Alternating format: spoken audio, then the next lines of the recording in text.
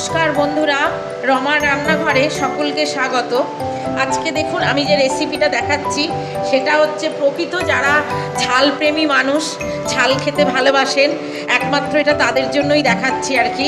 কেন অনেক সময় কি হয়, ভাতের সঙ্গে ডাল একটুখানি এইরকম একটু ঝাল কিছু ভাজা হলে বা রুটির সাথে অনেকে কাঁচা লঙ্কা কামড়ে খায় বা লুচি পরোটা এইসবের সঙ্গে খায়।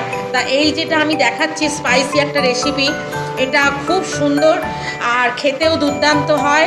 তা আমি কিভাবে করছি সেইটা দেখাচ্ছি, আপনারা দেখুন, করে খাবেন, কেমন লাগে আমায় জানাবেন। তা দেখুন আমি কিভাবে, আমি এই যে বেসন নিয়েছি, দেখুন আমি কিছুটা বেসন নিয়েছি। বেসনটা খুব একটা পাতলা করা যাবে না, একটু মোটা মতন, একটু এই দেখুন এইরকমভাবে আমি যেরকম গুলেছি ঠিক এইভাবে বেসনটা গোলাতে হবে। এর মধ্যে একটু সামান্য নুন দিয়েছি আর 1 ফোঁটা খাবার সোডা দিয়েছি, দিয়ে এটা ভালো করে আমি বেসনটা ফেটিয়ে রেখে দিয়েছি। আর দেখুন আমি এখানে কাঁচা লঙ্কা, ভালো করে ফ্রেশ কাঁচা লঙ্কা আমি ধুয়ে নিয়েছি। এবার আমি রেসিপিটা কিভাবে করছি সেইটা দেখাচ্ছি। দেখুন কড়াতে আমি কিছুটা সাদা তেল দিয়ে দিয়েছি আর তার সাথে অল্প একটু সর্ষের তেল 2 চামচ মিশিয়ে দিয়েছি। 2 রকম মিশিয়ে করছি, আপনারা এটা মনে করলে 1 রকমও মিশিয়ে করতে পারেন। এই যে দেখুন আমি এই লঙ্কাটা এবার এই বেসনের মধ্যে ভালো করে চুবিয়ে নিলাম। এইবারে এইটা আমি ভাজছি। দেখুন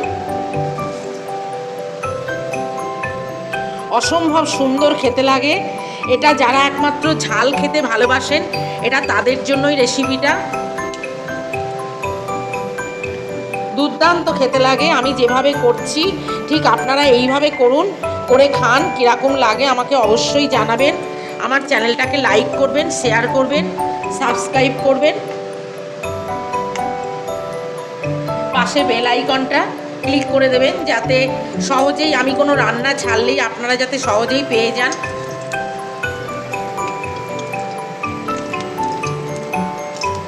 এটা দারুণ খেতে লাগে,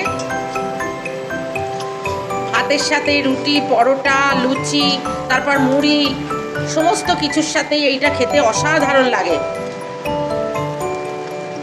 এমনিতে তো মানুষ এমনি ঝাল কাঁচা লঙ্কা কামড়ে কামড়েই খায়, কিন্তু আমি যেভাবে রেসিপিটা দেখালাম এইভাবে আপনারা একবার খেয়ে দেখুন, অসম্ভব সুন্দর লাগে।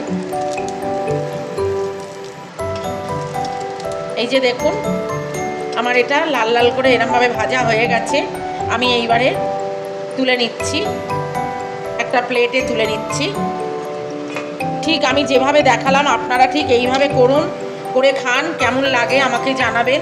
আমার চ্যানেলটাকে লাইক করবেন, শেয়ার করবেন, সাবস্ক্রাইব করবেন আর পাশে বেল আইকনটা ক্লিক করে দেবেন।